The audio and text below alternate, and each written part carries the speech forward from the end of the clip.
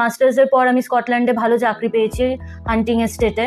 Uncle আমাকে suggest করে যে তুমি বিদেশ যাওয়ার ট্রাই করো, তোমার এখন খুব চান্স আছে। অ্যাস্ট্রোলজি রিলেটেড যে কোনো সাজেশনের জন্য আমি এখন পুরোপুরি গৌতম আঙ্কেলের ওপর ভরসা করি। আমি মেঘনা দে। আমি ছোটবেলা থেকেই গৌতম আঙ্কেলের কাছে আসতাম আমার মায়ের সঙ্গে। তো ক্লাস 12-এর পর আমি একটু কনফিউজ ছিলাম যে আমার কোন লাইনে যাওয়া উচিত, কি নিয়ে পড়া উচিত। তো আঙ্কেলই আমাকে সাজেস্ট করে যে তুমি হোটেল ম্যানেজমেন্ট নিয়ে পড়ো, তোমার ভালো হবে। আর স্পেসিফিক্যালি আঙ্কেল বলেন যে কিচেন বা কুকিং লাইনটাই তোমার জন্য ভালো। কিন্তু তাও আমি একটু কনফিউজ ছিলাম যে মেয়েরা খুব একটা এই লাইনে যেতে চায় না। কিন্তু তাও আমি হোটেল ম্যানেজমেন্টে গ্র্যাজুয়েশন করি আর খুব তাড়াতাড়ি আমি কলেজ প্লেসমেন্ট থেকে চাকরিও পেয়ে যাই হায়দ্রাবাদ তাজে। কিন্তু আমার খুব একটা ওখানে ভাল লাগেনি কাজ করে। তো তারপর লকডাউনও হয়ে যায় কোভিডের সময়। তো কনফিউজ হয়ে আমি আবার আঙ্কেলকে জিজ্ঞেস করি যে এবার আমার কি করা উচিত। তো আঙ্কেল আমাকে সাজেস্ট করে যে তুমি বিদেশ যাওয়ার ট্রাই করো, তোমার এখন খুব চান্স আছে বাইরে যাওয়ার।